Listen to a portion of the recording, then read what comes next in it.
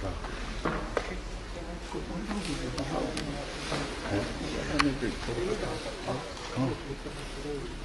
ini mau tadi. Oh, sudah dapat.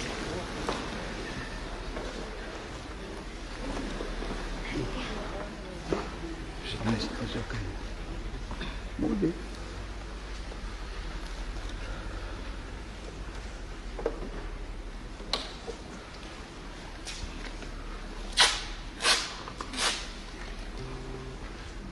Ada. Wah, halo mama.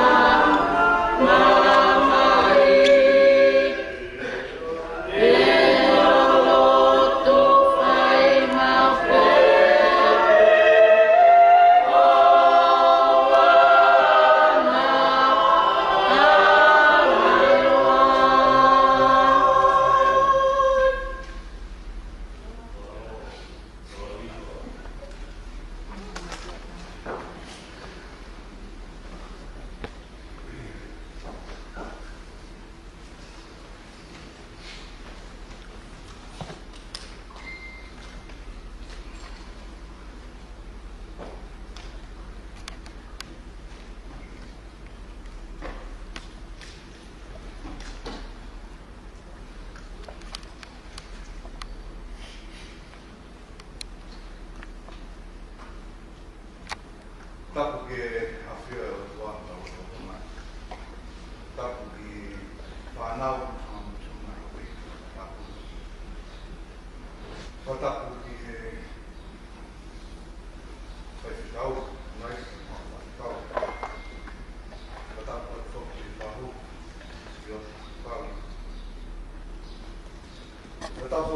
whamii ko tō pē, tau whatata mai i kia whini. Tau whakaionga, mana, whae o whakanga Tangikina, Suliana Tangikina Lataimoana. Whatapa keni te kia, tāmo mo ku whangamāri e koe ni ke whakakapa whakaunia ko whakakawa a kia o te whini. Whapetai o whakamāri e ki ofa e ki e pōni. Ta wapsia le rei mai ai ke Fakafamili o tōkoi. Nea mo aki o Tangikina mo mamahi. Whakoi tau whakataha mai he pōni. Tau wamanapa e whae kui heitanga Suliana Tangikina Lataimoana. Kau he whakoroa i tau rau. So praise God. Test. Oh, there we go. Hello, family. Praise God. Praise God for this day. Praise God for the journey that He has brought us all together here this evening. I know it's not the ideal situation, but we praise God for a family that is built on a foundation which amazing mothers and fathers who prayed into this family. And so I love that there's so much unity. And so I offer lahi atu to you all, family. And today we are going to... Ko tau whakawhamiri me tau tore aon. Ko tau whaiteria me tau tore tau polokalama aon. And so I just want to honour you all, thank you all. Whamaloa to mo lava mai he whiawhini. Ko whamaloa te ome whangamāri e koe ni. He koe whamiri e koe ni, ulahi a pita kau whaiwhikau e whamiri e koe ni. But I am so humbled and thankful of ome whangamāri e koe ni to ke whakahoko e my last service to this amazing and wonderful grandmother and mother who she was to so many people. Ko e wholawhala hime ka mata aki e tau whakawhamiri he whiawhini, ko e himi te ao mawhulu ma whā, tahataha whā, e ki ko rofa au ko moana Lotu. Ka ngalo hifo ki ai e ku ngahi angahia. Ta ko ufi e ku kovi ko tōpe.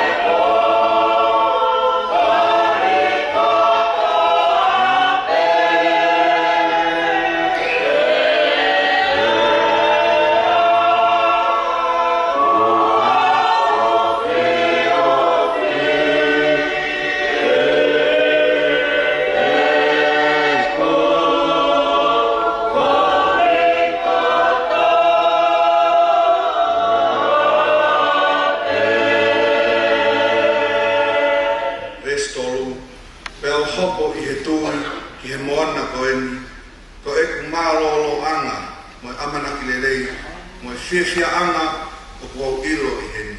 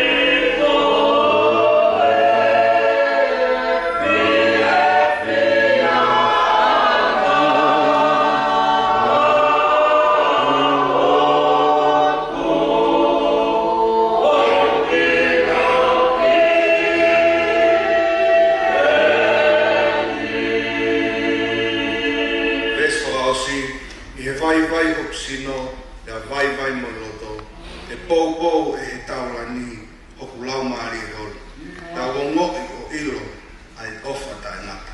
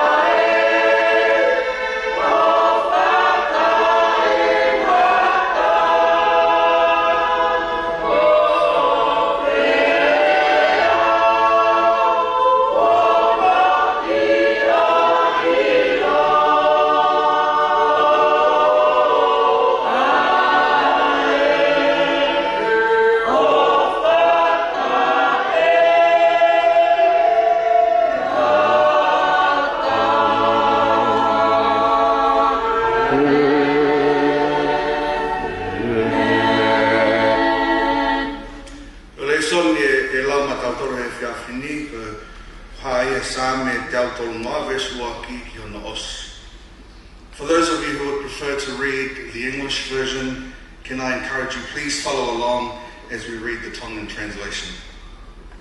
Sa me te au tolu noa verse ua ki ki ona os aio pe he wholofola. Me he ngahi lo loto ko tautapa ki a te koe si ova. A tonai e o ngoi e kulea. Ke toka ngā i tuku ho fofo ngā ki he leo o e kuwhia.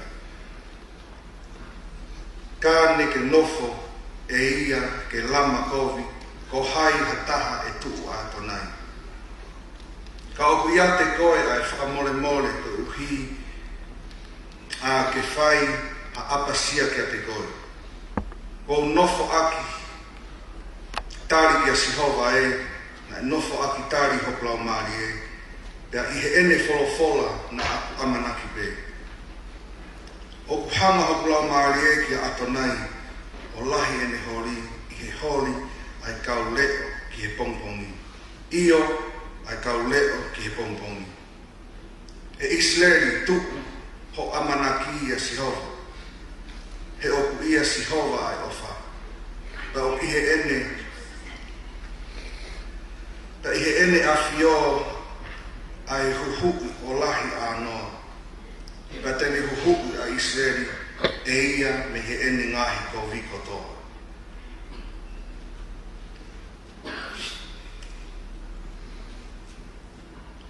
Ho kore whamolmura te whamiri ka te ngau ki pe ai re whakapiri tānia. But I'll switch back and forth. Is that all right? The scripture that I've chosen to share tonight is everything that explains the type of person Suliana Tangikina Lataimoana was. In verse 1 to 2 it says, "Out of the depths I cry to you, Lord. Lord, hear my voice. Let your ears be attentive to my cry for mercy. Atonai e o ngoi e kulea, ke toka ngā i tuku ho fofonga ki he leo e kuhufia." We all know Tangikina loved to cry out to God. And she had a strong voice. In fact, all the women in the Tanginoa family had a strong voice. And when most of us, family would go and visit her, we would all know how she would greet us. As soon as we walked through the door, she would greet us with a cry, with a loud cry out to God. Whakawhetai eiki, whakawhetai sisu. We all know that in the depth of her heart was her love for her family and her love for God. You know, her voice would fill the room with a cry out to God right up until her last few weeks. Her voice was still so very strong. In the last few weeks, Stephanie shared with me that she was naming or calling out to her siblings. Sione, Amelia, Anna, Meliseni, Maf, Tefa, Letio, Anne, Samson, Yongong, and Asperiua. Right up until her last moments, she shows us her love for her family. And so, the first point, family, I want to make, and I want us to take away from this verse tonight and from the life of Suliana Tangikina, is to call upon the Lord. Ui ki he eiki. Turn to the person next to you and say, Ui ki he eiki. Ke tau hoko koe kakai o ui maupe ki he eiki. I he tainu e lelei mo tainu e whengata. Ko whekau ki tau tolo e wholofola, ke tau ui ki he eiki. Ke tau tangi ki he eiki. O i kai koe tangi ki e toko taha wana ho tawhaaki. O i kai koe tangi, ko tā ki o kau mea tangi ki ai. O i kai koe tangi e Facebook a ke ilo he mamani koto. I kai.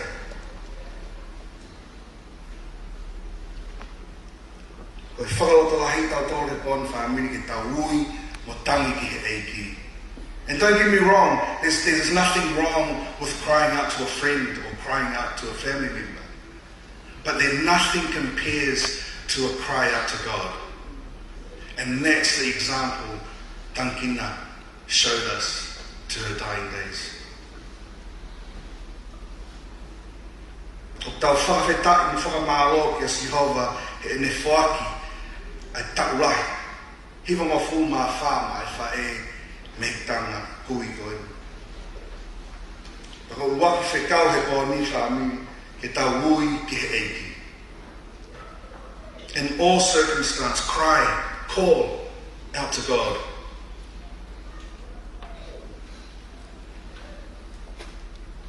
Second point I want to make and I want us to take home tonight, family, is trust in God. Falala ki he eiki. Sa me te ao tongo furu vesi ni mā, wau nofo aki tāri ke Sihova e, na nofo aki tāri ho plau māri e.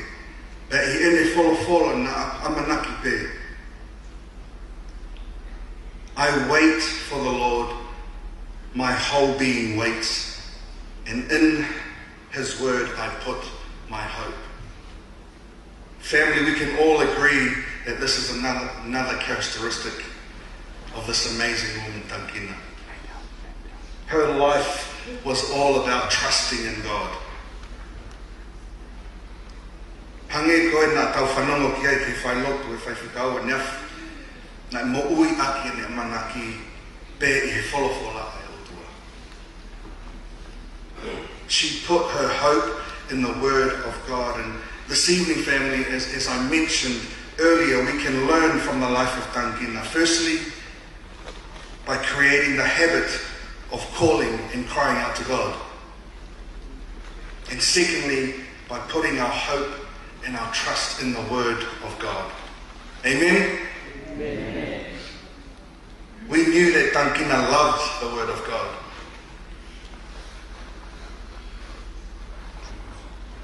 To love the word of God, we need to spend time in reading the word of God, getting to know God in His word.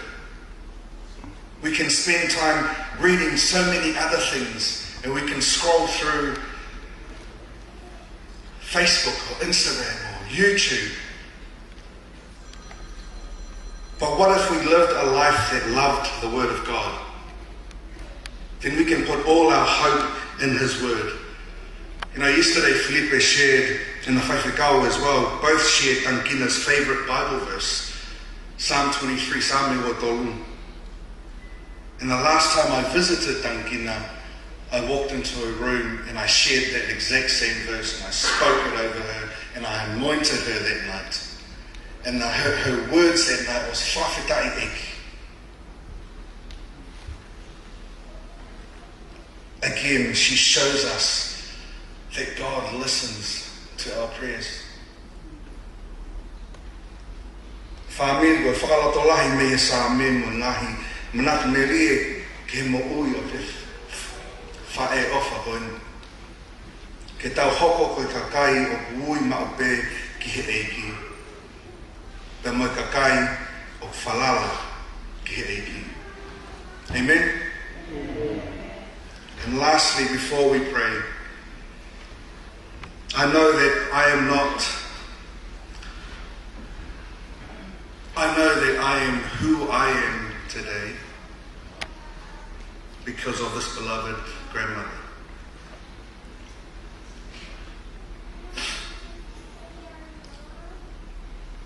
And auntie, and great auntie, and just overall amazing person to so many of us.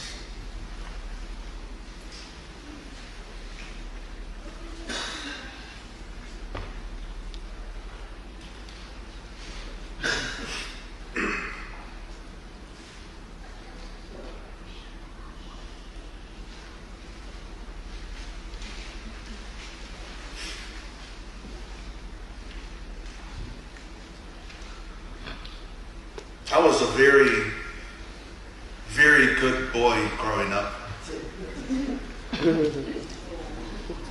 So it wasn't a joke.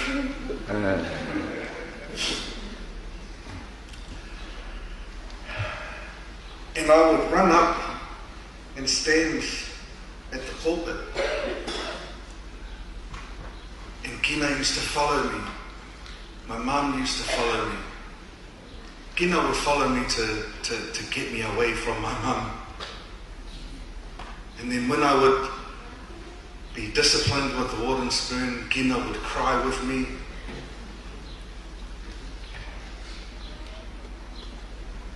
That's how loving this amazing person was.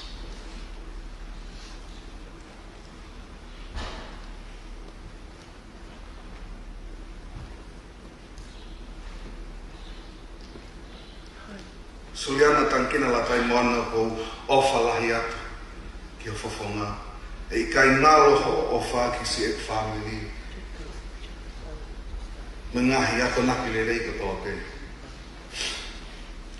Taru e ku kei si moho o lea maka te au. Te ki hoko koe whaiwhikau. Tangikina malo. Malo e moko toa. Malo e off, malo e Lotu. Maki mau tolu kotoa pe.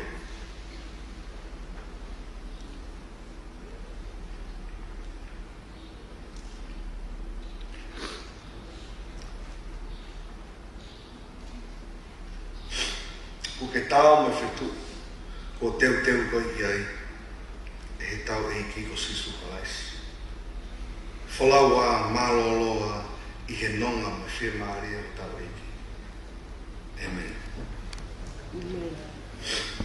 O kātaka me whami e whaia te ki hiva whanau.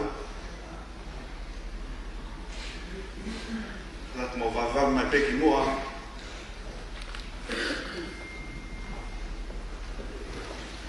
Ne osi me whahiva. Ne osi me whahiva koe ni toko whakawhei atu whami i tau lotu kotoa. Tau lotu kotoa ho fia a Tangikina. Ne heri pe ia ko kore pe heni e whaiwhikau atu naisa. Ka taka whamangore pe o whaosi ta whawhamiri. Māna.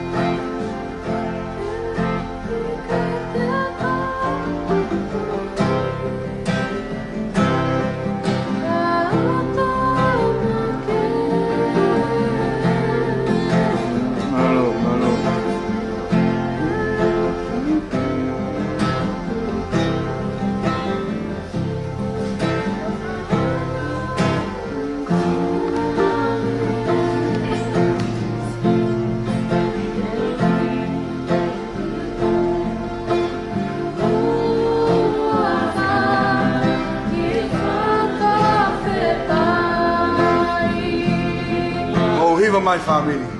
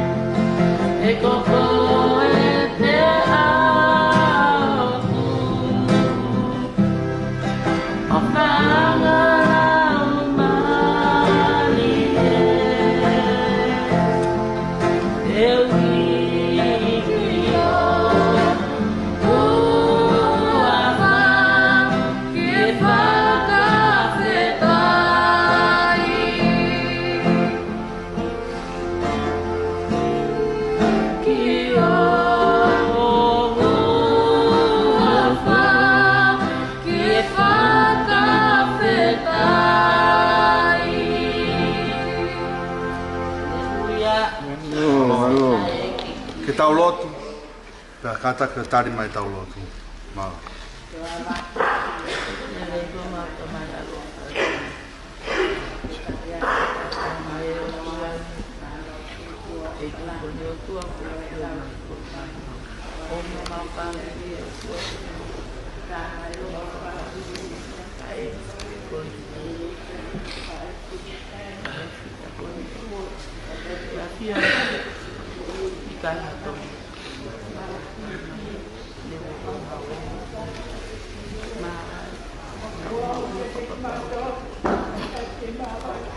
Malo. Ya.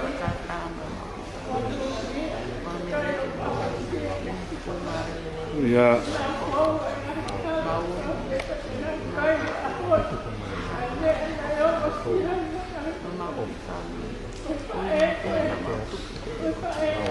Malo. Ya.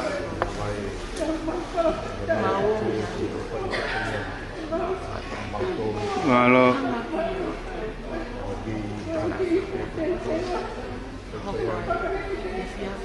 Ya.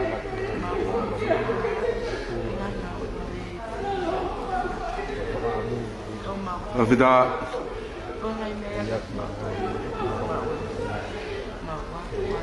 Malo.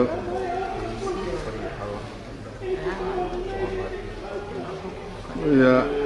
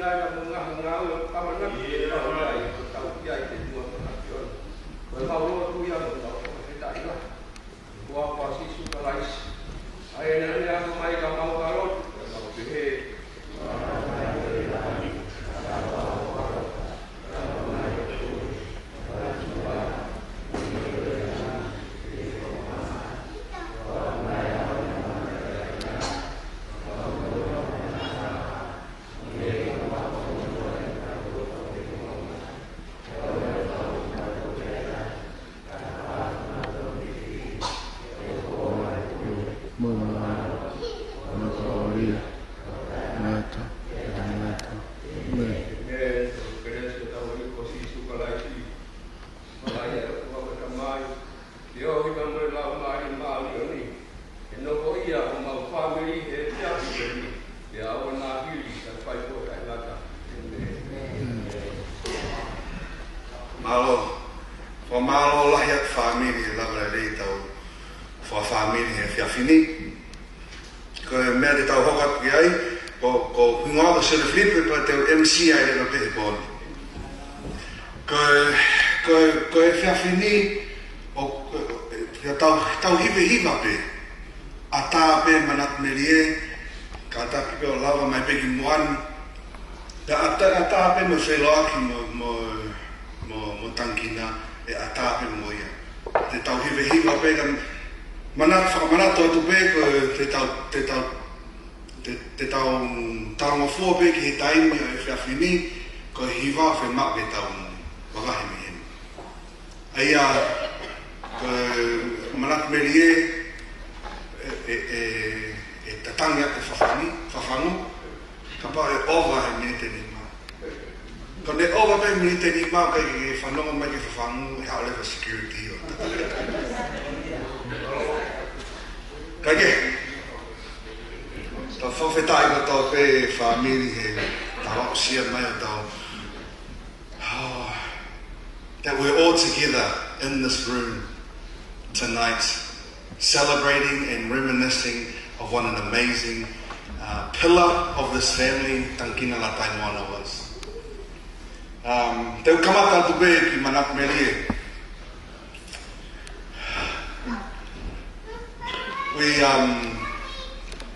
There's one time we went over to visit Grandma Kina and it was me, my wife Fiona and our 3 kids.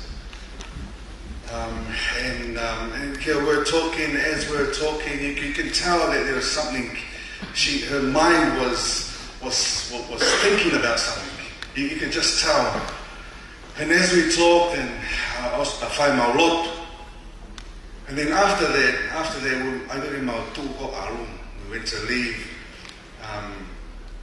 Our kids walked out first. Our oldest Fita walked out, and then our youngest Pamela walked out, and then our oldest daughter went to walk out, but then Kina called her over.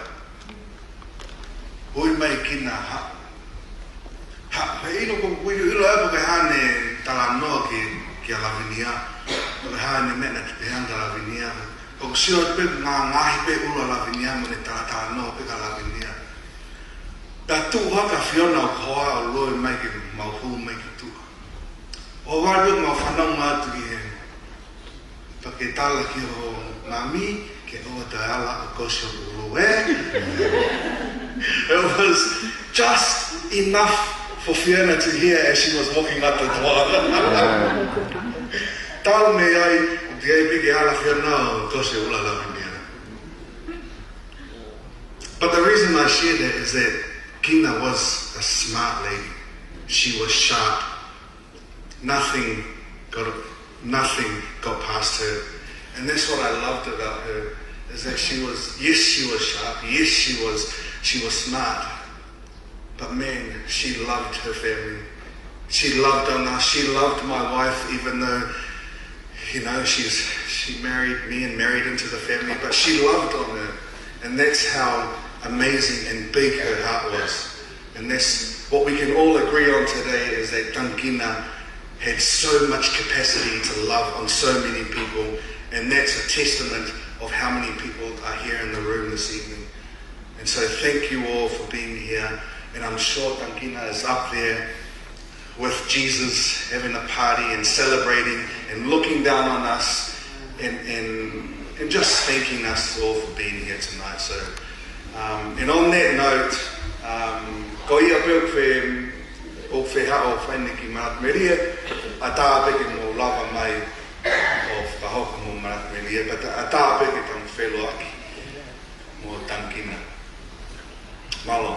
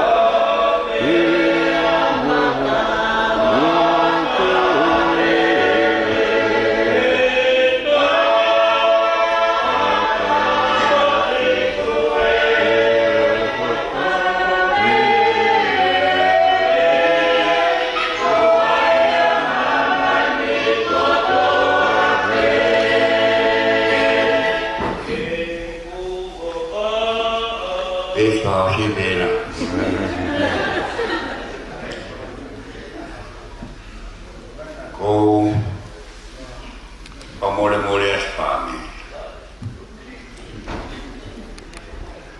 Suliana Tangikina. Ko ki behege tuke ki saya nge o noa he tau noa sioni pamole-mole ya.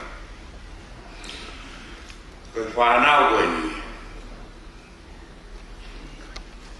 Koe nau tamai e ujaya. Kia niongo e kumata kovi, koe kuulunga kovi, kana e o patapea mantang noa e. Kani o mai e wahono hingoa o mai maa. O kulahi, a mere, ia mantang noa. Ka koe huingaia e pe, ki hau mua, ki manat me ie ke whae koe. Ko rere mai ki unoa, ko mau whai toka koe me kuri, whakahingoa he whae koe ni ko unoa. O hau ki ai, sio ke tā kotoa, mātua, papi mai a ko sipa, kuia ia tepa, Tangikina Moana, nau kōtara noa, tamai Tangikina. Tamasi iman Tangikina, hau tau kuhe ka ngahi mai hau ki. Kami ke manat merie, ko tepa, ko ana, moau. Ko ia umai ka Tangikina mo kulangi pereti, uai kui, o sipakawai mai be maa ia e maa oau. Kode o pe au ia ko ni ai de perete a ku o to o mai ko perete a te pa ko to me ta tau pe ka o mai pe ai ku ia mi ba o ska to ai kofia e pa ka vai mama o mai pe ai ma o a pe family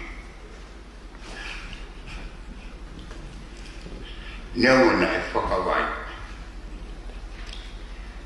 Ka nā mau kai pe, koe nau tāraku. Tēti, hau pe ka whakawai pe o mā, e pe unga pa ke te ana te a oroa. Ko ki manat tamasioni o te oa mi te nima. Ko ki manat meri e pia, e whae koe ni. Ko no wa manat merie ko tuku ngawe mai mola tu mo e mi onia a mawa pe ate a ko te pa to mai foi mata ko foi pou pata ka kato be na to mai ma kamata wa inde pe mate wali le he o si be mata o kui kai to e fai ha kai pata e fai to Kami foi toko tolu mau kai kotoa pe ko pata ko ya mosi mau kita ko ni ta ta mai Tangikina o kai na ke hosi ko te ma kai pata kai to Tangikina ona ke amanaki o ku ngalo au fundoa he mo oi e ko kua hebe ki unoa ko kua alusio ki whae wafi mai leo ko tawa ke family yon na ke pie uka ki waro eba ki tau mara ka family he ko hoku whato ki a ia e koe tamai ni au koe kumata kovi ka nai ui au ki a e koko koe tamai mo pe mai koe mo oni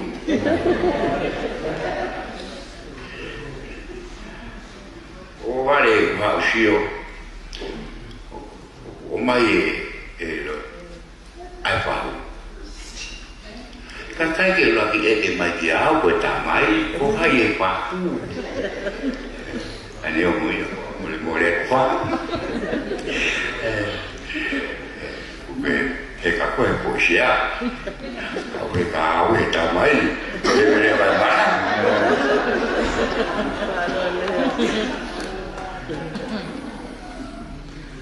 Io vai.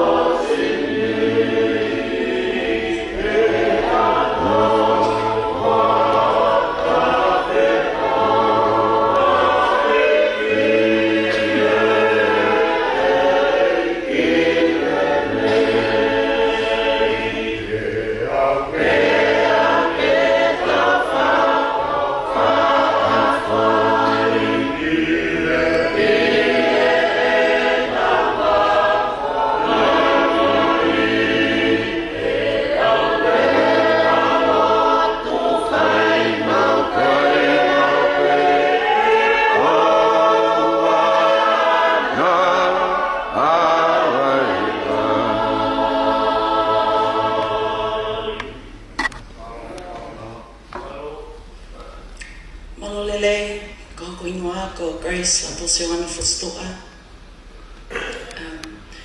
Koe tahine au e tuini mo Daphne Fustoa.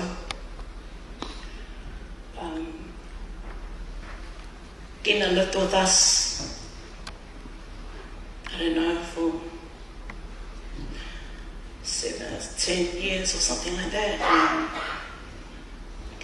It's been a sad time in our house, and I've just been crying, and I was asking my auntie, I don't know why I'm so sad. And she said to me, it's because Gina has been a part of our life for a very long time. She's the longest living grandparent. I know that Gina didn't have grandchildren, but she was my grandma. And she lived to see a lot of our milestones. Like you see in the photos, you see that with Gina, my brothers, were captain in rugby. Gina was there. Gina was there when he bought his first home. Gina was alive when I graduated, when me and Lolo graduated. So she's been a part of our life very much. And one thing that me and Gina had was every time I go into her room, I'd say, I love you.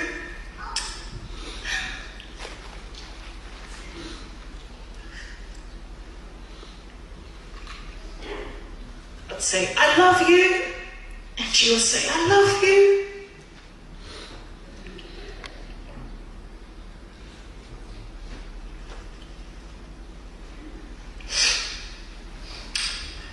And on the beginning of the week, because it was a fast turnaround when we knew that Gina was passing. She passed on Wednesday. Thursday. But it was Monday. I went into her room. I said, I love you.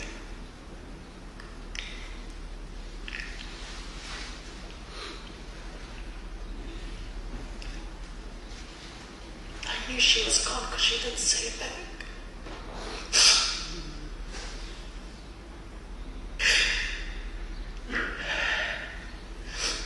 She was a strong woman. She was so strong up here. She was so strong. And the moment when she wasn't responsive, I knew that Gina, and she lived right to the end. And I remember one time, if you come to our house and see our garden, Gina did all of that. And Lolo. And one time, she would say, Lotu, don't make me a vai mawhana. And at the time, my Tongan wasn't really good. Lotu, don't make me a vai mawhana. I went, turned on the kettle, put hot water in the cup, and went just with the hot water in the cup. Like literally, vai mawhana, I just thought hot water in the cup.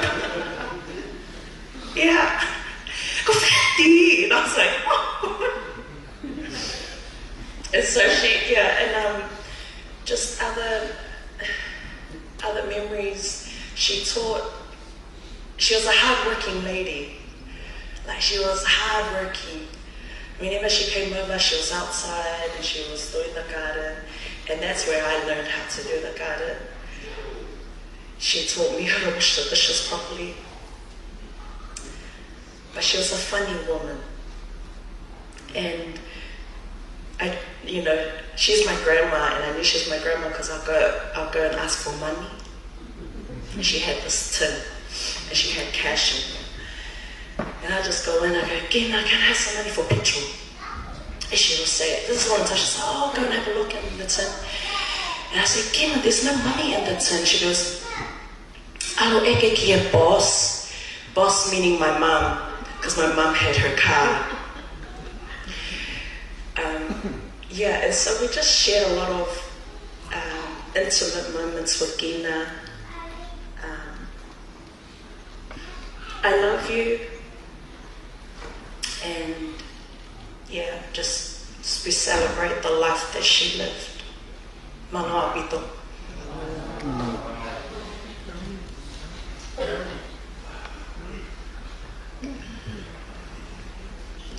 Valorele, Ningoa ko sosiua Filipe Pustua. Kake poto ke rea whakatong, so I'm going to say my speech in English.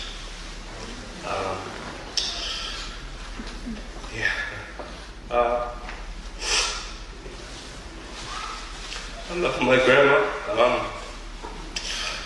I used to always come home from training and I would just sit in her room and she would just talk to me for ages, but I had no idea what she was saying. So I was sitting on a little recliner chair and she's sitting in bed and she's talking to me. Iyo, Kina, iyo. And the only words I knew was, Kina, ke saibe. Iyo, ke mawhana. Like, okay. And those are the precious moments that I'll think about when I think about Kina.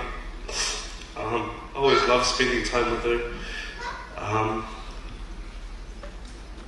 Every time I'd see her, a bit like do, she's like, I love you, Kina. Scream out, I love you, Ofa.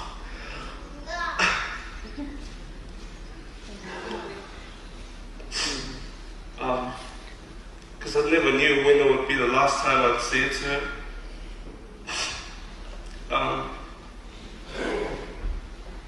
One thing I love what Shoni was saying is, even to her last days, she was calling out to God. Sisu, Tokoni, man. But I'm glad there's no more pain.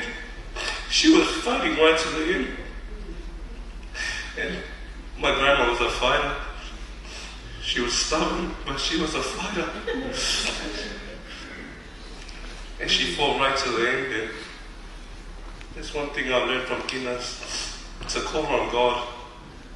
Call on God when things are hard. But I'm glad there's no more pain for my grandma. She's at peace now with her siblings, parting with God. But I love you, Grandma. Thank you for being there with us through all the highs and lows of our family.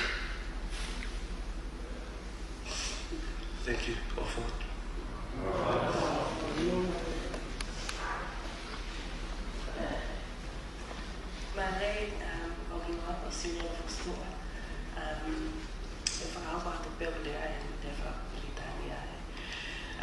My name is Suliana Tangikina, and we had the privilege of living with Gina. She was a real gift to us for about 10 or so, I don't know, X amount of years. One thing, actually a few things about my grandma. There are some characteristics that really stood out to us about her that made her very unique. And one of them was she was a skilled backseat driver. My grandma, anyone who has driven Tangikina, she will sit at the back and tell you how to drive. Tangikina never had a driving license. All her life she caught the bus. But as soon as she sat in the back seat, she was automatically professional A1 driver on the road.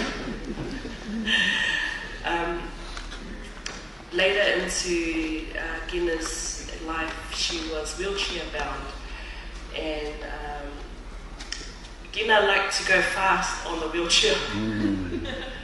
And as her wheelchair operator, again the back seat driving continued, except now she was in the front seat. And there's some really nice moments. I think one of them was at Felipe's 70th birthday. And it was a big celebration and everyone was happy. She told me to wheel her out in the middle, in the middle of where everyone was dancing. And Gina put her arms out and she was the center of attention. And as soon as I wheeled her out, I knew she wanted to stay there because that's where the fun was.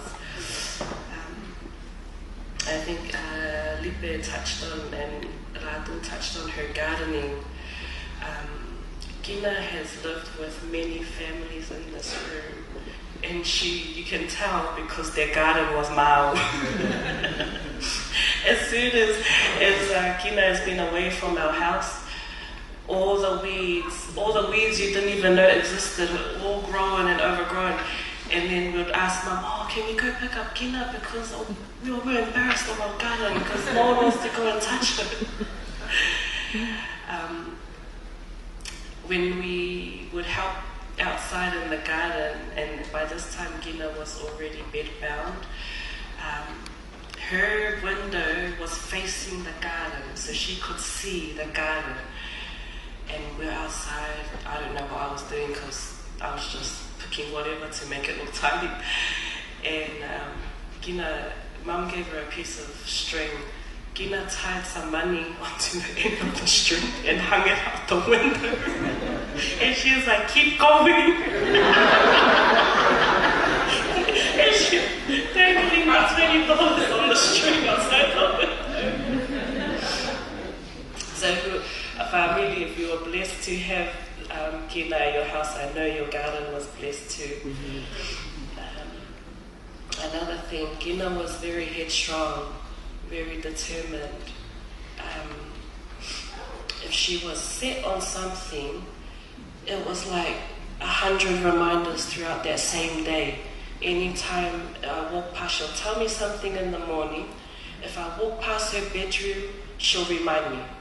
If I walk past again to go to the bathroom, she'll remind me. Sometimes I have to run past the bathroom so that she doesn't remind me because I've already got the message. But Gina was, once she was married, she was almost had tunnel vision, Gina. Once she had something in her mind, it was her job to make sure it was actioned maybe, or to get me to action it. Lastly, and I know we had Gina for maybe the last 10 years of her life living with us. But what I had noticed is that Gina had a real zest for life,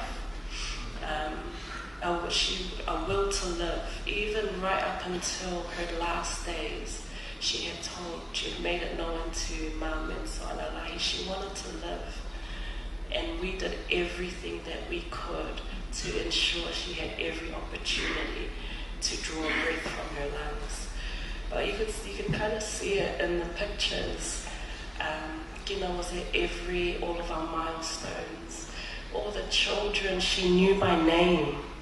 Gina's dementia had set in, yet when she had visited, I don't know about the adults, but she remembered all the children's names. Every single little person that Gina knows in this room, she knew by name.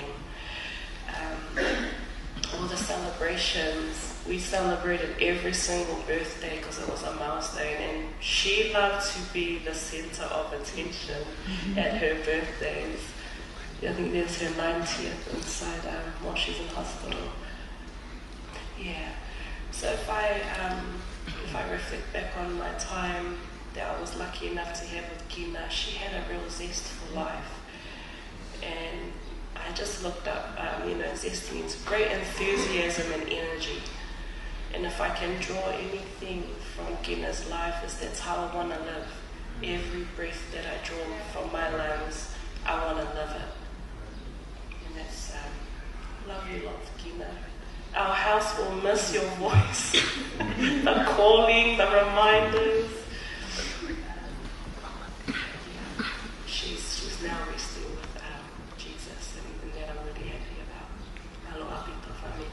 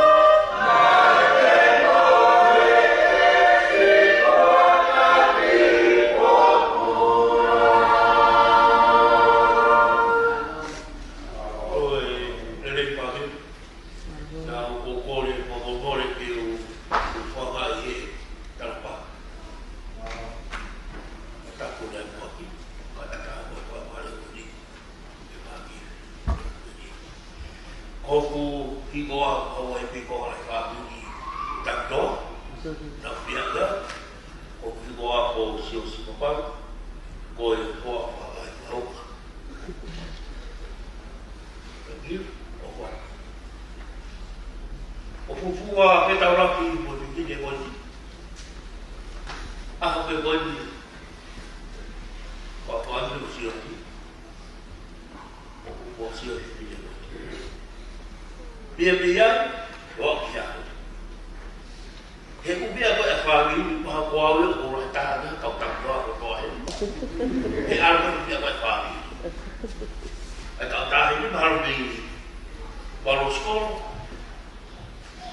kia e hunu, ia watu, i me kuri, e kuala mula mai kia whamini, watu, raya i kamloa.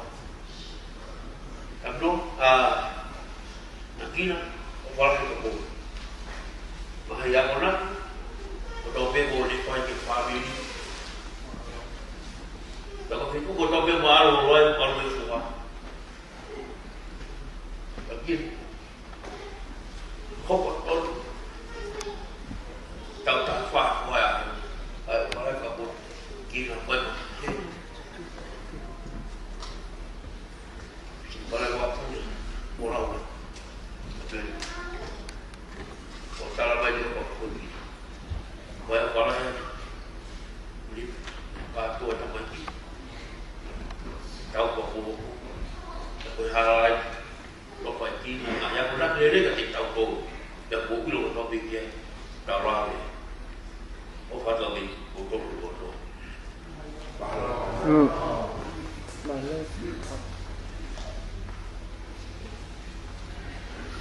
no e ko ki tu a e lo tu le e ya o ku ka to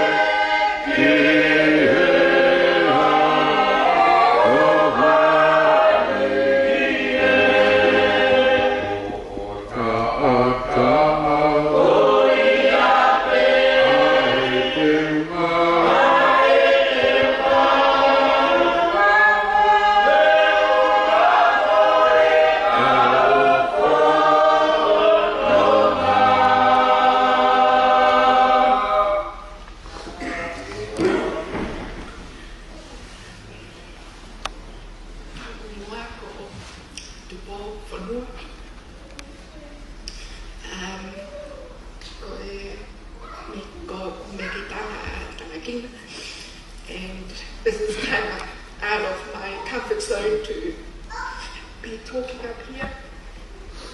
And I have so much love for Kina that I wanted to come and share some funny memories and some treasured memories with Kina.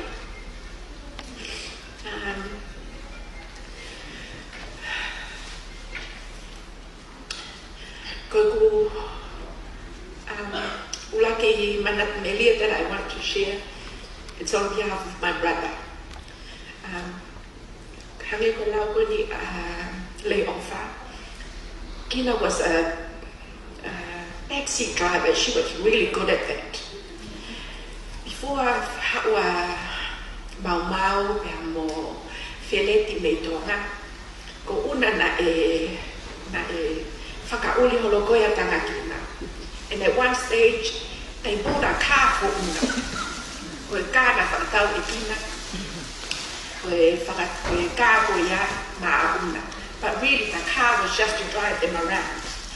And ko Kina te mo ana, ko naua koe passenger ia a una. Ko na wheo pe ka whetu, ko na taani ke lereanga una o ave naua. And even though na kai ke na whakauli, but they knew exactly where they wanted to go. Mo hala pe una o se ma pe naua ke fo pe a una ia he hala ko ia. Pa ko ka ke hange a na loto yo ko matou ko ni ta mai fefine o ai to ki fimo ta to ki mu ho to lau. You know, ko io pe a una ia ave holo pe ai o mo vai ke te tu o na feo ki ai. And you know, I totally agree ke lau ko ni a le ofa. Ko Kina ia, she already set her mind pang ni o si ilo pe e ia ai fe tu o fe ma o ko ke alu ki ai.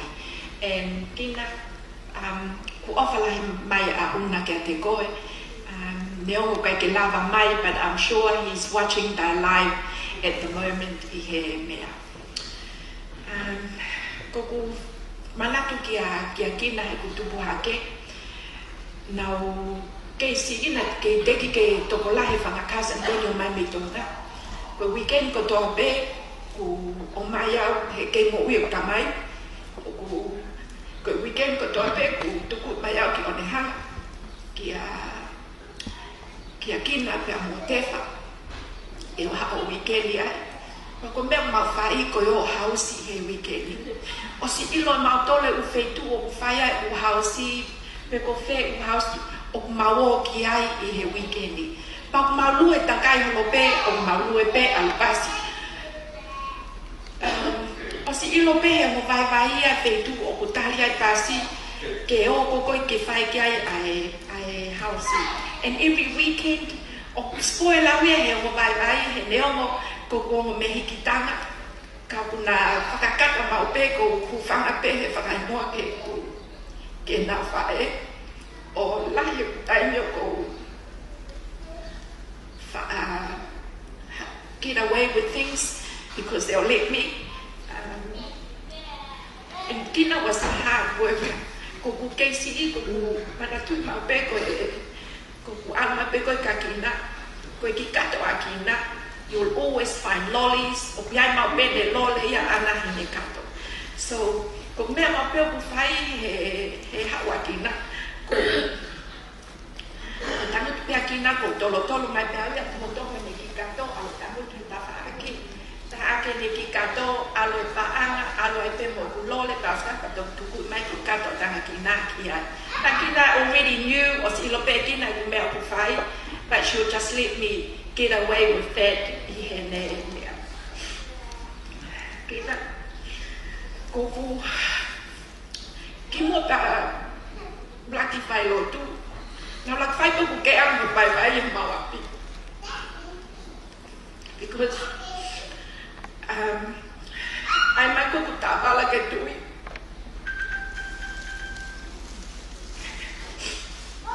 I told my mom uka ke lahi dia. I wanted a big tawala because this is my last auntie. And I go here ku tawala akuya he alo he flood and lakuya he bebe. Pako ku tawala na tui for the first 2 nights. Ko me do ulu pe au he ku tawala because it's so big, it's so heavy, and I can barely walk. So Kina, I wanted to wear your pulo for your funeral because and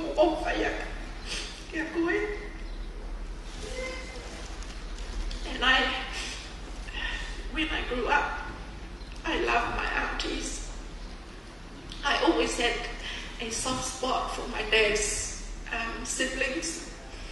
You know, with mom's family, kana ono pembe kotoa ia kia au una.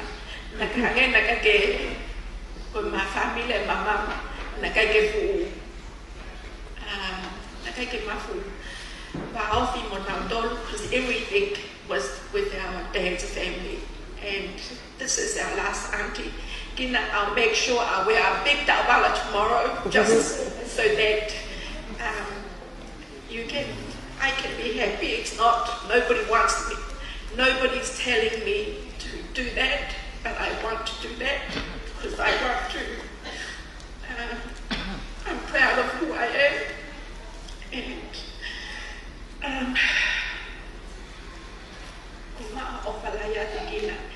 and I know you're in a better place, and one of the funny things que kupala to ever ka defini mo etuini. One time we were there, ako fine in Mount Talano, my begin at Takaki ko ever Mount Fine Mount Dohe, Ave Be Talano, I can make Manatupo half what Mount Talano. Of all the Mount Talano, Matolia, who come back in Mount Talano. Taku Tamutu Bay a head, Kai Fandomo my Bay, Mount Talano or Kufai. So she was really sharp. She still remembered everything.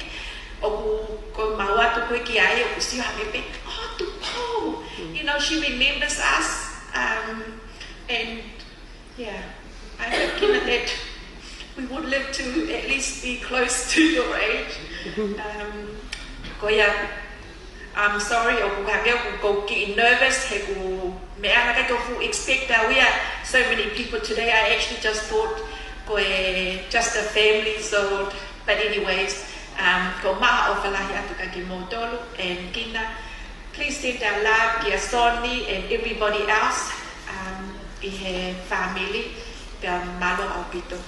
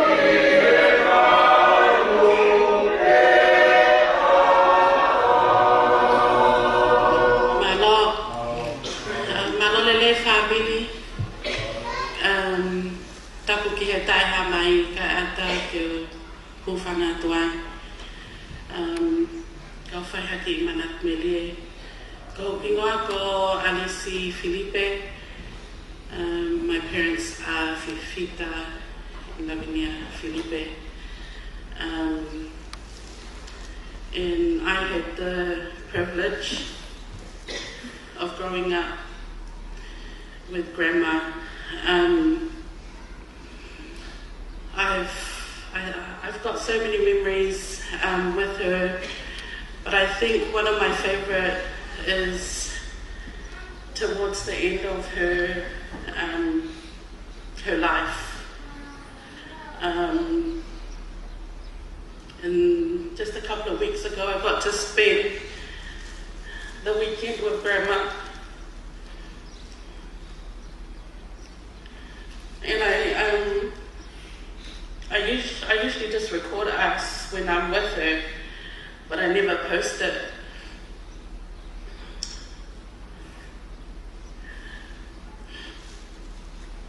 I had my phone up recording, and I'm so thankful that I did record that moment.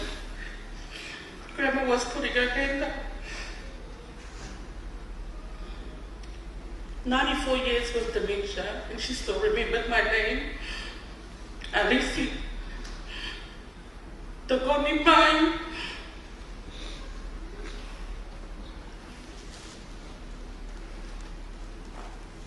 And she kept crying out, Togoni Mai, Kwawen de Mate. And I kept saying to her, Kai te ke mate koe. She kept calling out her siblings. During that time, she even called out Ahawika, called out Mele.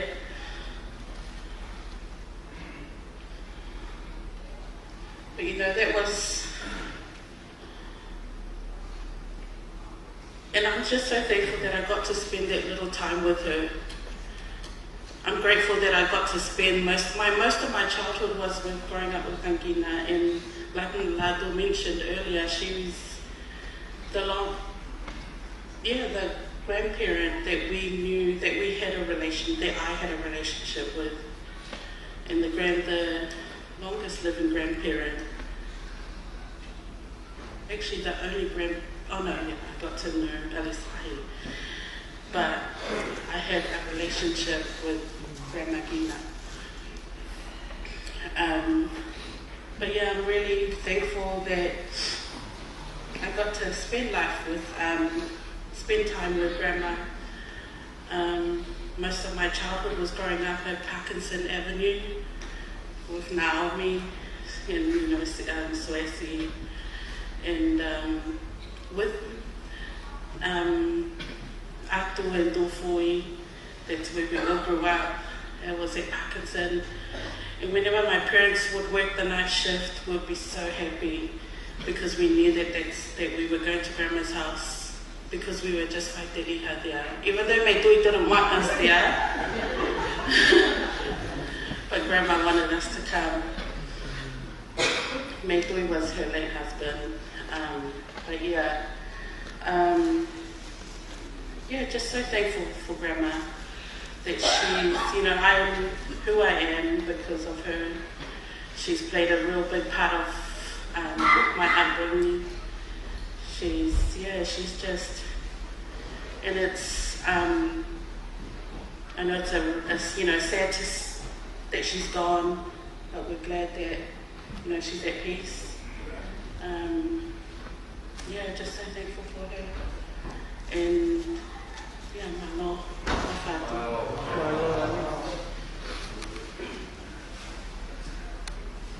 Oh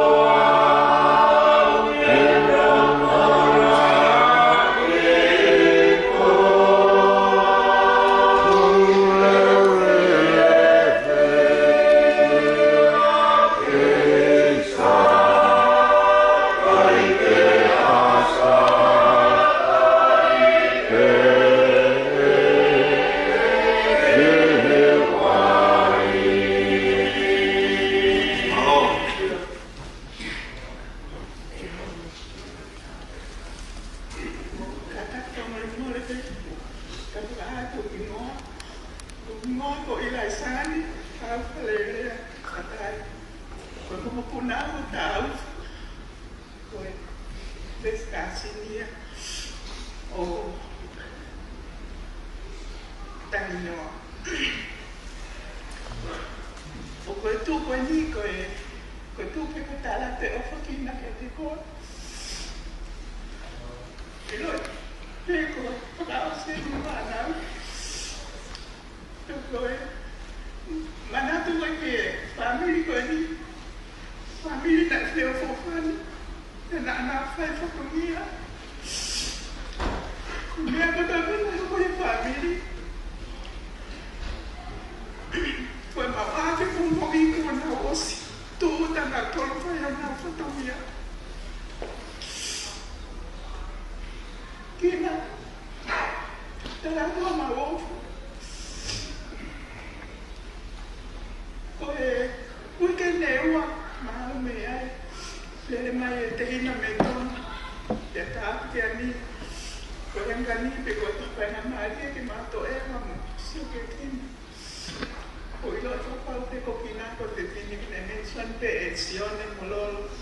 Koe, te tine ofa kina. Ako te whini ngā ua tōnuna. Pea koe, ko ilo e pea, taimi kota a pea ku hai mea e whāmiri. Tangi noa ku hoko. Lea ki ai. O ko o mo i ea o ko langi nani ia. He nau lau noa mai de ki noa koe no hui a ki au. Nea ko pepe koe, haki mea, o nā mau, nā unga lau, paka lau noa mai he noa. Ya koe ki ngā loia, ia te akin, o ilo e kera o mo o tōngo mo whai whatomia. Te pawike e ua mana malere atu ai, o mare lahi, si hawa ni e tahi atu maua mahua ki lotu si whai mi whapanga. E na malere atu me ki fwoi tōku.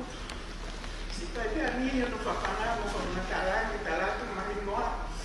Ko mea ni na o, ma whoki mai ko pea ni te ina, ko ina, o kei atamai de rei peia. E kua matala di pekina, e ni o mai ngoa, usi whai ake pe, he ia ue, mo katai whamore more pe, kai totonu ke ukaya, he mea kumo mai mo ia. Pea koe whai ani, mahako ki se puni pe e ua na he mono atu ki a kinatas. Kore whamore more haka kina, pene tala mai ko whe unga. Ka koe te uilo e a uia, pero si hiki a kina koe ni koe mea pe koe vāte ia hi koe tō kutu koe ni nā amo ia. Koe a kina, pe kia harea whiunga, tala pe ofa kātoa e whamili kia koe, tala atu maua, whai toka, te rena nā, tala atu.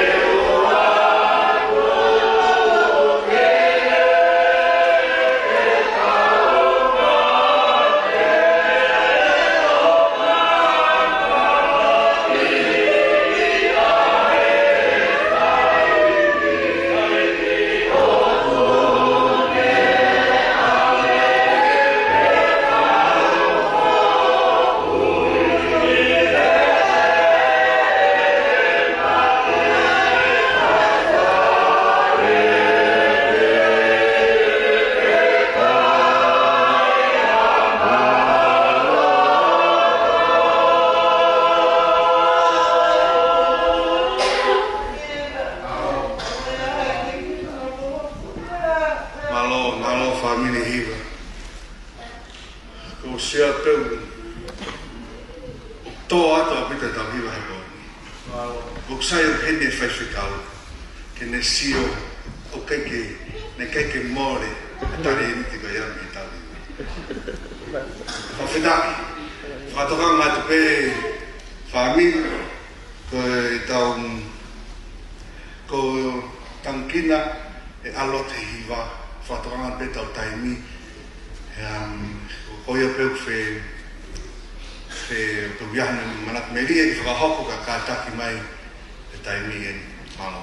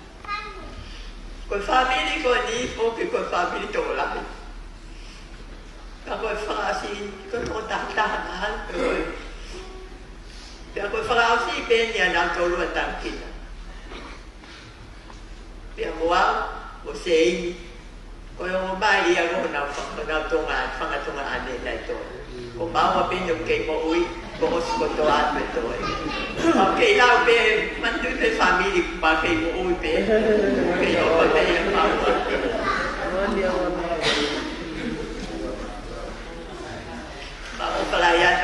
te kotor, pa Tangikina. Koia pe malo a pito. Oh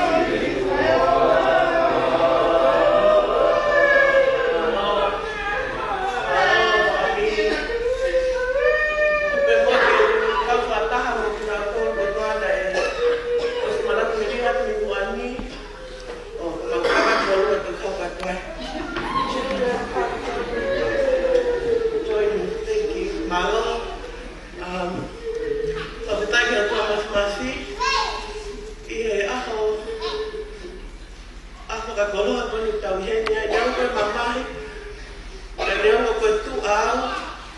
Pa mole kina. Pa mole iau ki mautolu. Pa ki tu ako ki mautolu e mautu i heni. Ke maukau e lea whakataha mo ki mautolu. Ka koe ai te whakanono pe. Koe tu pe koe whakafufongai. E whanau au ngongo. Pe mo seini. Mo ki whanau e. O matakakai me whanau e ka tamaralahi. Ka koe ai koe ki whakafufonga pe me whanau au ngongo mo seini. Koe tu pe ke kaura tala ai ofa. Ai whaewhita koe ni.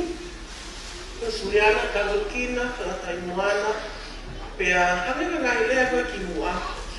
Ai talanua o e whiwhine whita me ofa o Tangikina.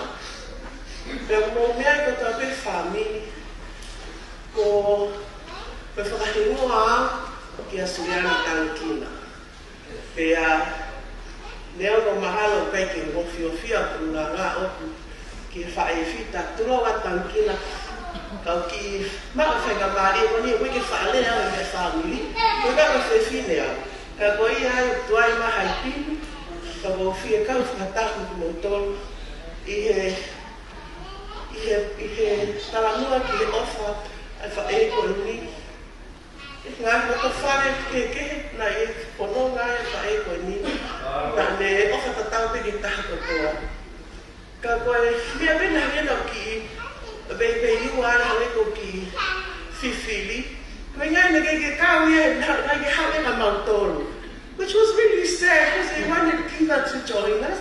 And plus, if I walk at Tankina, Kako Iloiko, so okay, offer at Tankina, he found us in the Philippines. Offer the town here, I found out for the two. Can't remember found out how long. Never like I see. Dano whainga Marie ke si me ana nofo mauki a masiwaka ko ilo nei ofa pe ki nei mautolu. Ka pe mane ofa i si whanau sa na Filipe na soni a o mautolu whanau no he ki si uha. Ko ngā ka taipe mau si e batu ka kina o si whai he wahe ui kau palangi loi, kau leka ni, wahi wahi, hapeni ki ane le, wahi me ka mautolu. Ka koe ai, Tangikina, whakamaloa pe ofa katoa pe, na ke whai, o mausi ingasia ki mautolu. Ka koe loi, ka pau pena ki lahi hake au ngō, he ko ngō whoki ka tahtaha. Ka koe a kau tui ka pona i whika tonu au ngō, ke ki ofi a ka Tangikina. Te ke nofu wa mo mautolu. Te ke anu te ka sone Filipe. Te ke ofa koe a mautolu ki ngā ko whahiwa mautolu. Kai ke koe anga pe i whakatua. Ka ku, like everyone else, ofa pe a whae ko ni taha kotoa. Ka ku longa pe he ngahi lea kotoa e whanau. Tātou te whitau ki e whanamokopuna a Filipe, sone Filipe. He ke si whanamokopuna hore tio. Mo whihoko mai tohi koe ngā. Koe ngai no te whare ana si nofo lahi taha ia kina. Pea na mausio ko te pe familia. Moi ai, koe ka whanoroa, pe kina, love you so much. Ofa lahi aku, hola se india ki Australia. Ka ko mātou pe ni ke hoko atu whai hapui. Mo hoko atu ai familia tangi noa.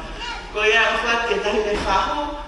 Me familia ka no polko te pe nau si hei. Ka taki koe ngai whakalua e whakalea ofa e i whanau o whakamokopuna o ngongo mo seini kati motor katoa kuhola taniela ia mo hou a toi muhi kai makwa koe ai ofa te fni mo e tuini ma loa pito family e tau na whai ki he kaunanga koe ni mo whae koe he whakaos e le mohi. Love you, Kina. Thank you. God bless everyone. Malo. Let's go, kids. Sit down. Malo. Ka taku pe ka inga e tōtou whakahoa ana tau taimi. Koe whakahoa tu pe, koe tau taimi, koe o whom he waru. Koe hoko pe e tau wanoa ke hiwa ke hao le ka tau mutua ka tau le whamalo kene hiri pe ia ko le peke whaiwhikau sione fasi kene tāpuni na whawhamili whia wheneu ke whemau pe ke ki taini anai o sima whahaea ta ki nā ke whikiume pe mo whamau e whare kai ai whamilo kei atape katak me pe atape wheloaki Tangikina atape mamana pe ia ni mau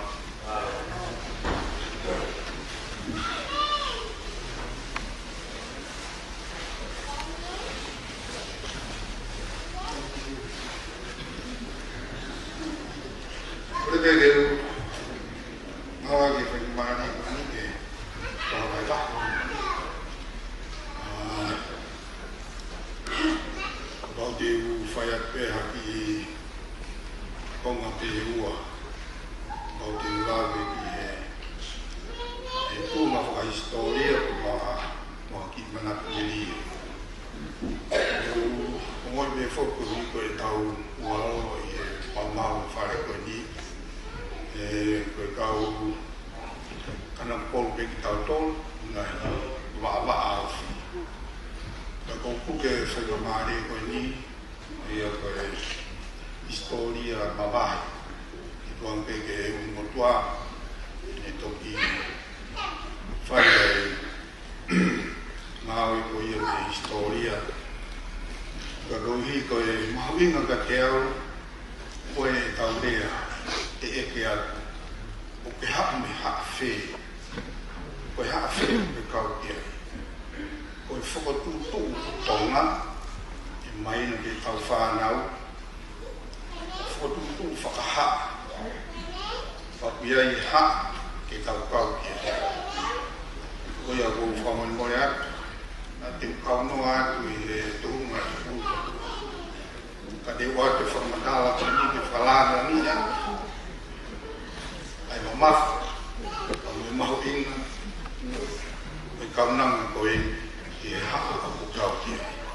Ka whamani mone pe ki e MC, e whakanong nau pe, e kuri toko ngalalahi pe, e mo ki manat me e si pe. Ai mo ko punami, koe haa kau kau ki ai, koe haa koe ia kau kanu to ai hau. Haa ia kau kau ki, haa ia si kau ki ai ki mutu koe, kau kanu to ai hau. O tui ko mo mea mai koe ni ko mo usmea koto. Tolai ko mo lawe, koe ka haa koe ni whonua, ai a ki ngau si i tamutu atu koe ni, i mawinga me ke whai e wae wae koe ni. Ia mātuku, ia mawinga pito ia i kāla ho tau whonua. Whangatala koe ni e tōko malalahi pe ia, e maka pe ia ni office palasi, i lere atu mutu a koe ni ka maa malalahi, i ngai mea, koe whonua, whai tala noa ki ai, ka maka ia e whangatala koe ni. Aia koe kau kanoto ai hau, ko nā paa, whaoa, munu pe mo lei ataua, ka toki o mai lewa, ari ataua pe mo tōru ki mui. Ia pāmu ka uwham pe ke whamahiri, kai ngā kanu ko. Ulai au pito e makapala e koe kumon, whampe. Kuri koe whakmatala koe ni, musi tukulifo ai e tokoua, aia ngā omia ki mui ia ni kuonga ko ia. Oe neke ke nā kau nā kau ia i whalau mai ko ia me haa mua. Hei ko nofo ka no pulu ka kau haa mua. E ko nā paa pe mo monu, e mo whaoa. E ngai mui mai, e tohu ia ni mo ko e whae angata e haa ka no po. Tānak me lewa te ki oni mo ngā tonga e tui haa ta kalawa e ulo koua ko e ni. Ka ku asia i historia ngā no fore vai hala anko e ngata fo mo mona ta ko ni o mata bu le te ka wa tu ai ko lai fu yo ka uma hala ya ta la uli ka ko mata bu le ya u ka ki ai ki ka kiai fo ka na pa e ko whambe ke vai ke te tau whanau, ko fuku, whakaofa o pito, ai hanga e tau whanau e tūna koe ni. Whakalanga ni aki, i historia maunga e koe ni, pak mou mea ko tō pēkai ka kanu kōro, i koe kaunanga koe ni, i te kau ki haka koe ia. Te wheka ki manaki me ria no, kaunanga koe ni, o ku mau mui ko toa pē he ni ngā ue nai whai. Paki ia e ngā ue mau inga nai whai a ko toa. Ko poko toa pē, mea i mo tau ko ia o ku mouhanga o kau koe ki whikau aku me ngahi mea whaka me tikolo, pe koe ngahi mea holo whai a kau koe whinei ki koe ni, koe whinei ki roto lahi no toka mo he ni wholo koe ia ni wholo whai a kau. Ko tui ku maone ai ani ni lawe kai ki mua. A ko whampeke wahe aki. Rapi he huhu aki koe ia a ene ai ki mea huhu koe ia insulin e au i mea koe ia whakaawha. Ko tui iro e te. Ai me fine koe ni koe he fine toka mo. Ka ko whiampea pe vai vahe. Tau ai mo tua koe ni koro tonga koe ni kai hake whai a kau ko si o mai a atu mea. Ko whia koe ne whia o ke to o masi. O ke koe mui pēni a tangaki. Whia kau pēna tangaki nā o ku hoko atu. Whia kau e wā. Wholokong kou. Uaha ta whitu e whia. O ku ne e whamana ku ne te au kai mga no kōru. Ai toka ai whitu koe ni. E ki manaki meri e koe ni no nope. Koe koe au whakaha mai koe ni. Ne ame ki tau tōru i haloto lahi. Mo lahi mea ko whama ke whaiwahi ki ai e tātai. E ni mokui. Ka koutui mo smea ko tō te ke a tāru i tau i e wholo whea kau. Koe whakawha. Kau ai whine koe ni. Tākina. E kau ki haka koe e kau kanu o toa e hau. Na koe whine toka e wholo ni whea kau. Whawha. Hello.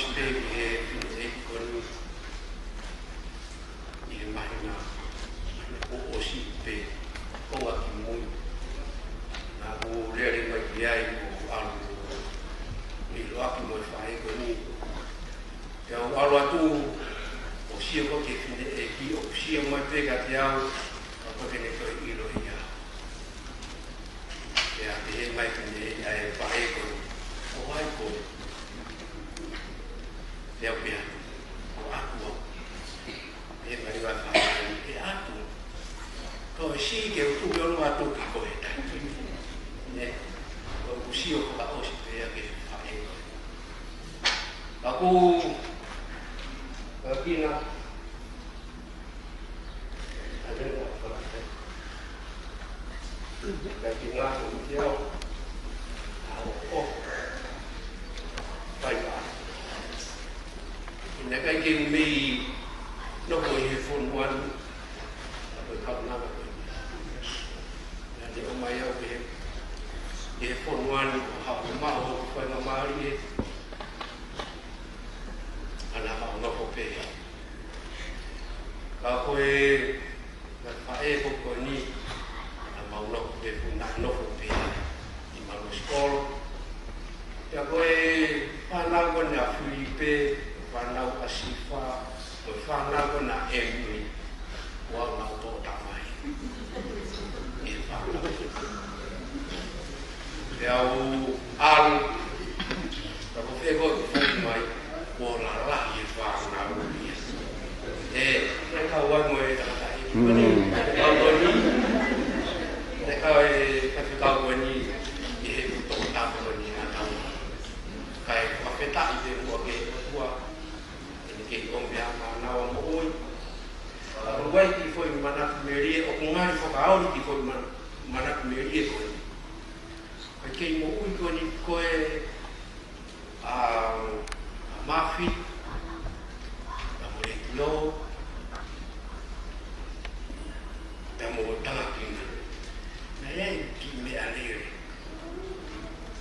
này kỹ mẹ này bây giờ bây giờ ta về mấy cái này thì các bạn thằng ông có kỹ mình cũng đi rồi bay mà kỹ mẹ cái nào hết cả tụi tôi rồi rồi tăng kinh là rồi mà khi có đi nhiều nào tôi với mình mùi các bạn nào tôi với đi ở phố cao đi mấy cái mình mùi đấy nào thằng mày ra về ya wa mà ôi wa mình cũng đi có thể coi mà có mình có phát thì mấy cái gì cái phôi má mà quỷ ô mà ô xí yo cái mà tôi biết cô lan cô là mấy cô xí phá cái mà tôi biết cái là tôi mình tu con này tu vào mà nó tao bà đi mà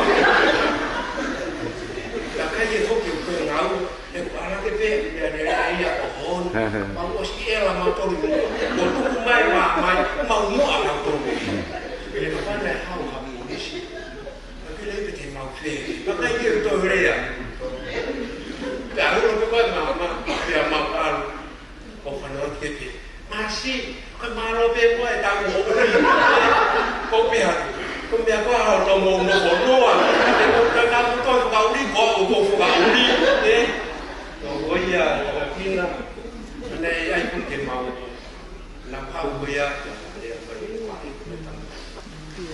aku mày mua bắt pin bộ thằng kia lúc pin gọi mày mua bộ mà về một phía cái bộ bát của sự vật này cũng thế của mọi người họ là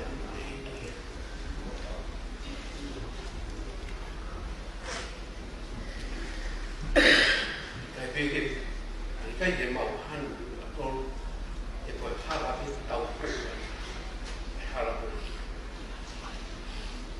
và tàu ăn một đôi làm cái gì là mình sẵn lúa màu khi mà đi học rồi phải có cái mà nát mình đi bây giờ màu rồi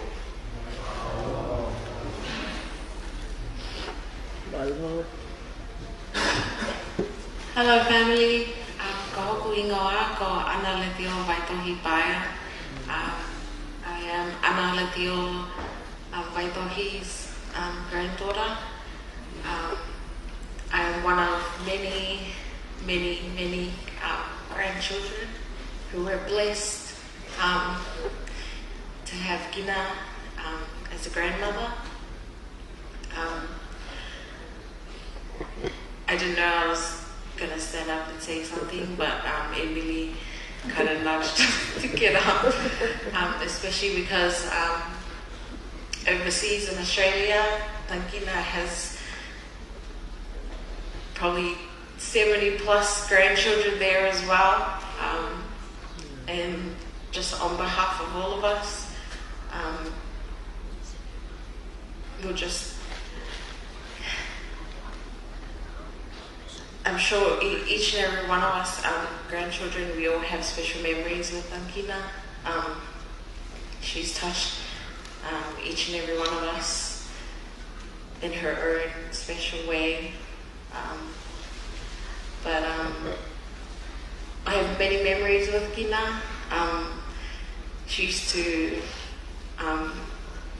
whitotolo my hair before I went to school. I used to come back and I used to have it out. Like I took it out while I was at school and she would tell me off for that.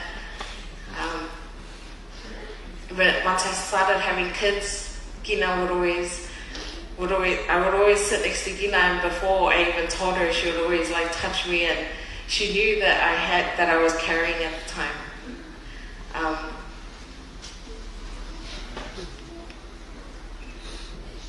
The reason why I didn't want to stand up here today is because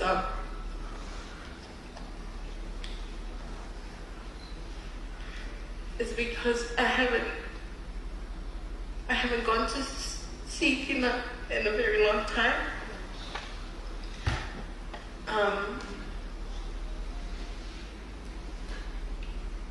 And I just wanted to, even though she's already gone, I didn't think there was a point in saying sorry for not going to see her. But I just wanted to say thank you to Daphne and her family. Because just like in the photos, you can see how happy she was. Especially in the past few years, you wouldn't have known that she was at the age of 94 with the way that she was living her life. She was living it up, and just on behalf of me and my first cousins, all the grandkids, from Letio and Whioko Vaikohiso, we'd just like to say thank you, Tangikina, for all the love that she managed to she had so much love. She had that much love that everyone felt it. And yeah, I'm just very thankful, just like a lot of people have said up here. And yeah, koia pe mama.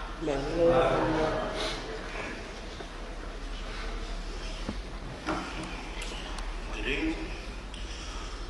Where do I start? I start with my name. My name is Maake Viliami Ongomo Vaito. And I was named by this beautiful lady here. And yeah.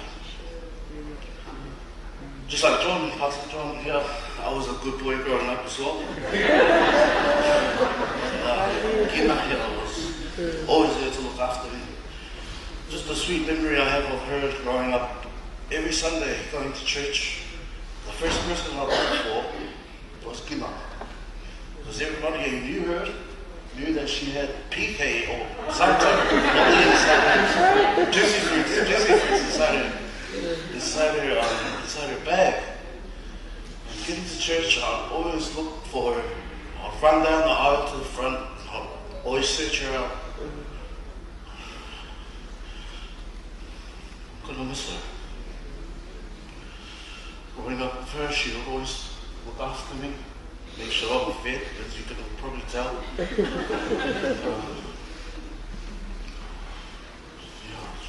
Sorry, I'm just freestyling this, but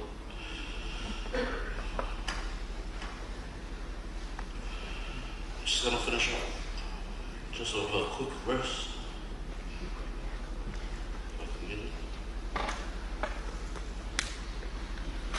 Just 1 Thessalonians chapter 4, verse 13 and 14. These are words that I use to comfort me during times of of this during the morning.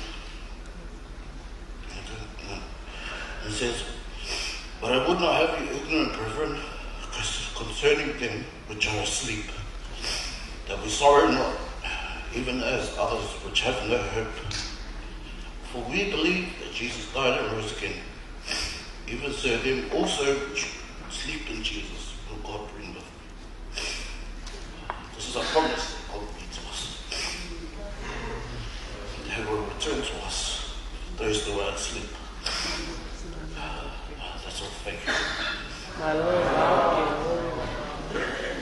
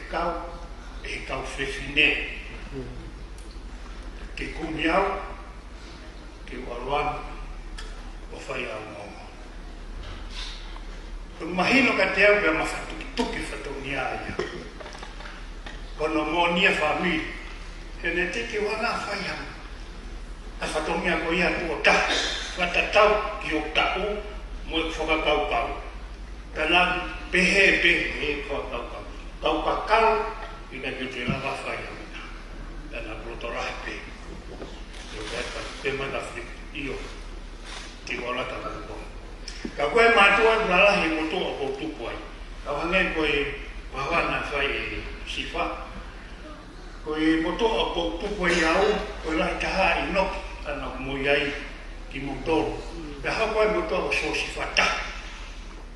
O tupo e motoa e koe ni, e whanga ko e kui mo e tamai e motoa ko ia. Pena nā toa toro, e motoa so ne tu tau. Ko e kauai tohi koe na o kiai, koe kongai nau tupo e motoa ko ia. Senti kau. Ane ana tu whine ko a kesa. Ngai mari ki tau mamai ko loa. E ia ne kisi motu o tau, o inga asia tau, o hainga o kia tau. Ko tu ia whanuri. Ka mo ngā ko pu lotolahi mo pu fia. Pea osi e whai o ngo, mahana fia maani e sine mātua kia ki whai whatongia nai whai. Ko ai koe ke alu, ui mai sine mātua kai. Ka toko pena tō. Tēnā, o mai rewa hingoa koe a whanuri e wakalahi. E wakalahi mio no koe au tau. Ane ko mena lawa kia siwa. Ko wakalahi e te hau i a rega tāua. Nā koe wakalahi whanuri. Pea ko toko horo pia ko tu pēn siwa. O marutangi noa, mea hingoa. Ko pure pore a kia e hau. Pea, pai mai sine mātua. Ko ala koe nā, ko mātoro ko ni, ka hama wa, ko koe te te hapa whai ko tu. Pa koe uhinga e whādere mai, māroro a mafi, māroro, ai kawhine e iki, ka pehengia me, whai tūtaki au pe, ko tala mo fua pia wana to. Neo pia whewhe, ka ko tala mo fua ki, e mea nana tala mai koe pia te au, e ahu koe ta. Ko manat meri e ka na to. Ka koe whaka au si e. Ako whamiri mori ata mo tō whamiri. E toki tohi a me pea si whaia i he awhalaiti. Ta kone ko whanonge manat murine hiki whine i e ato. O mālo te ni tauhi mo whātanga e whai me. Whahe koe ni. Roange koe ko whatanoa ko whai na whai ki mawhia mo ki mātua. Ka ko nau unganga nau tālai te na tolu e nau mo ui. E nau whakaamaka, tauso nau wā, na kopi he loto pē, i aho na e paraulau noa mai e si mātua, i ronga pē ai. Ai tupu aho tau tupu anga e nau whiofo o whani, o nau iroho me tuku mā tata. Na kou ungai were mai pōni, wa more atu toki asmai, kai peki whaki whatongia, e kai peki te lāpai o ala koloi. Ka koen ko wā mai, e whakakato kami, ka whatongia, pua mā loroahi atu ke whamiri. Whakekau, kai o mātu mō tolu ko toa peku. Tau whanau hunga manat meri e whakamau puna, whaki nau roto ke nau māwai. Wange ko ku o toa pe mui, o mui i ngai manat meri. O kulok pina kai ke, ia manau ai whae. Kana ni lau weki mo tok, o ni whanau ko mo so makuna. Maku aspe tala, loto whai i whanau na manatu. O ka whatawa ke pe, hange ko e manatu meri e me whahe o pepine o. Ke ni mui ki, uru maana i hoa. Peo tala noa i horo pe, ai kau whiwhine e ia. I rakaraka, ai fura osi, binau tolu. Mohor nau me, o tau whatau me whamiri o e mori fo iafo ko ia. Kia tata he tau whanau me wha māpuna. Ke ngā weku, ai ngā ure rei mai whai, i he whine mātua ka mā, si wanga tunga a, ngā wanga tunga ane, i whanonga nā kua. Kola iatu, nā koe ofa, wani he kia lori, ko wasi o mu konga whai. Pehe kia flip, i whanau, ko mo whatongia whakao si e, whakurawe i pe. Ko mori at pe, e vai o kuiwi, a ko whalala mai pe ke whupura na kaukaua. Ngala manoa i pe, tau whatongia. Ko mune pe rawa, ko whamalo pe. Whamalo la iata, e lawa tau whawhami, i he fia whini. Tuk whakakakato pe e masi, ai whanonga atu, e tau whanonga.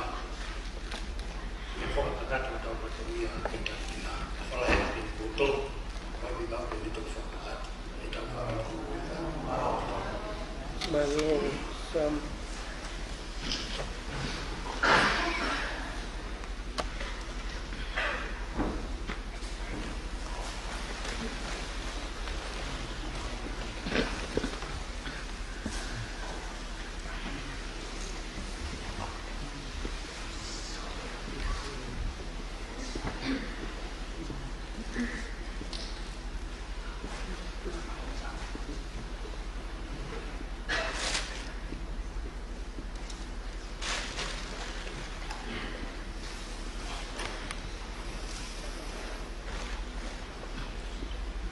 Malo, ko le venga mare ko ni ke whakato e.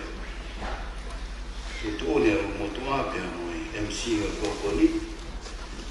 Ke whai ha lotu, ka ausi e tau kolo kalama mana kumerie, ai whāpiri e kia whakoi. Ko le pege o mole mole, me hake tau hiwa. Tōru o fu mawalo himi, tōru mawalo himi, o kufua no e tau mukui, e a whonui, a whoki, e ahi ahi.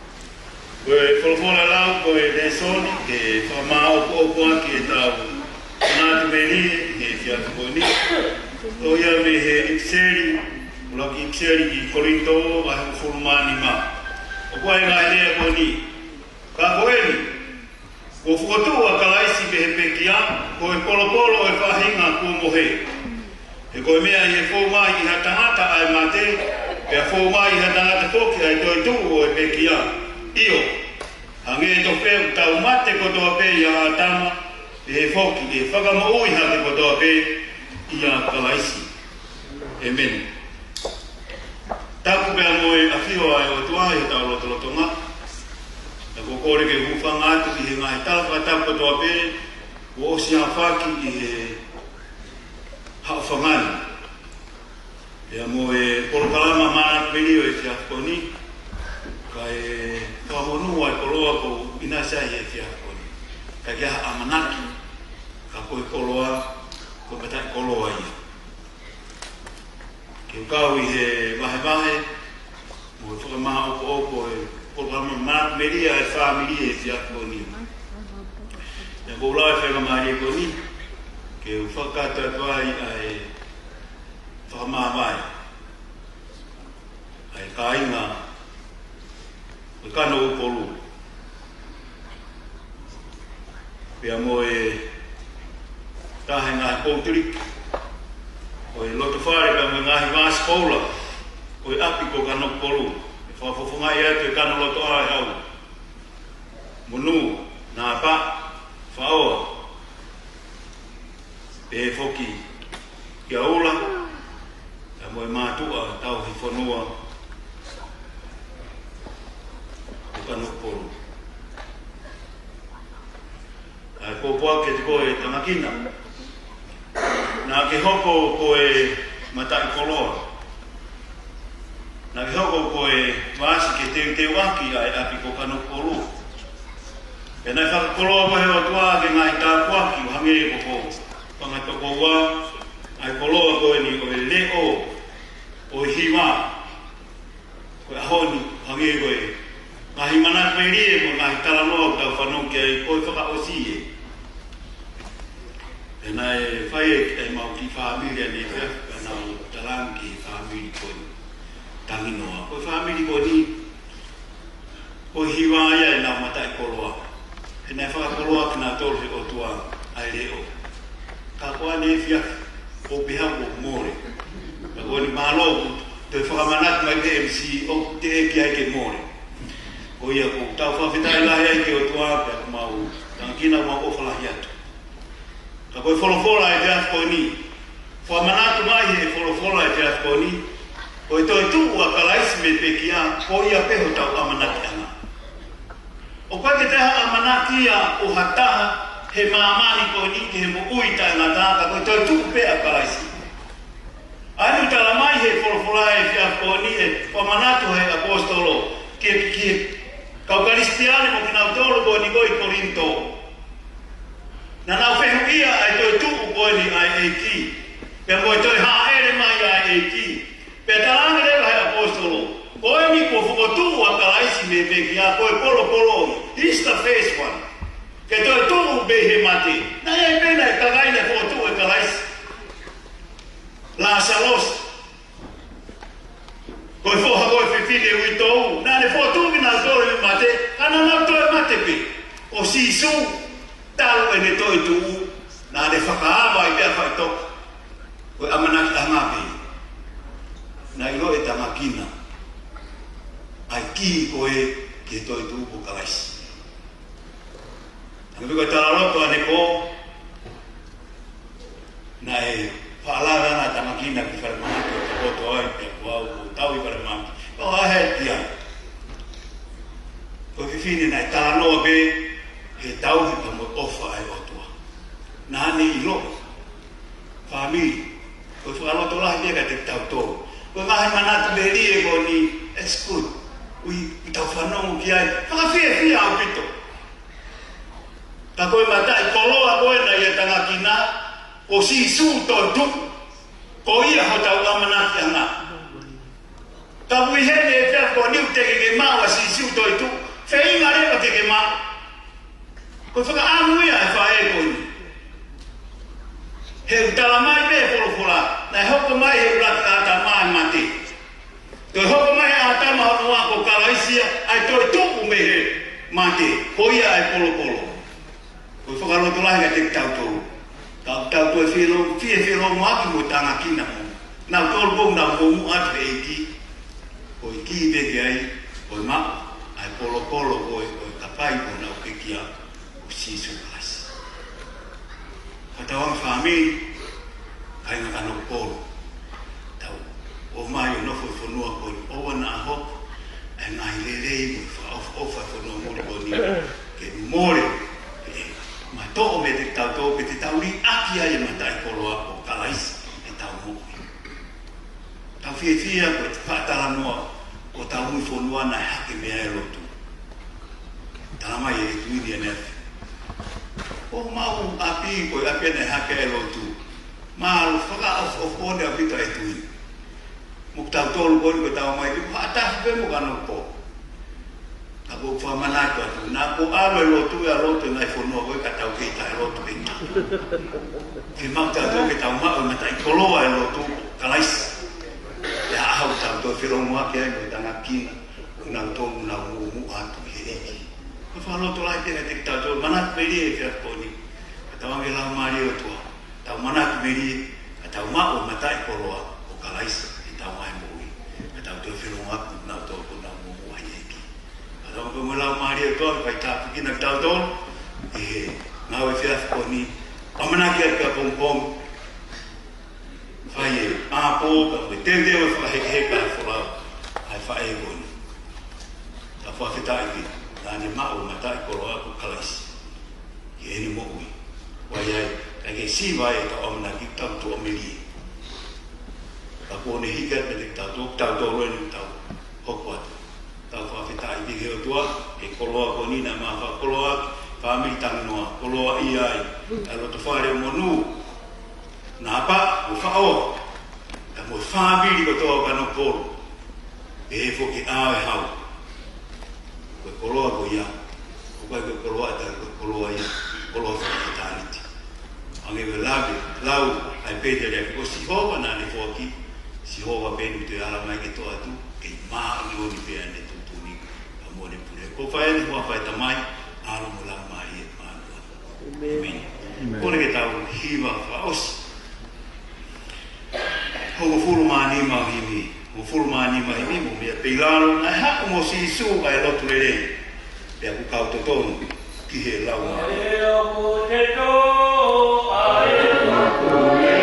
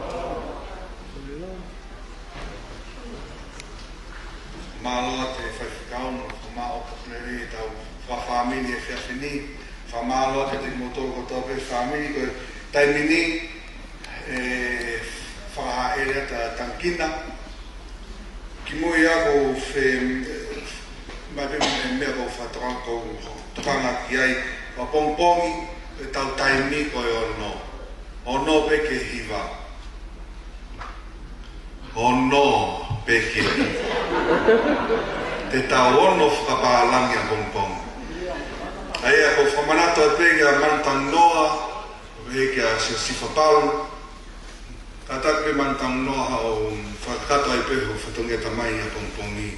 He koe ono ke fitu, koe o pomia ka tau tolu patoki lava mai rewa siasi whakato whatongia a pongpongi me fitu ke hiwa. Aia koe ono ke fitu koe taime a tau tolu a pongpongi. Tau toi whai te liha pe a pongpongi, tua hae tau mea e whai au a pongpongi. Koe e kokora tēni ki kau to the carriers, maake moheva, te vita pe moripe, ka tawhima ki tau. No tamea.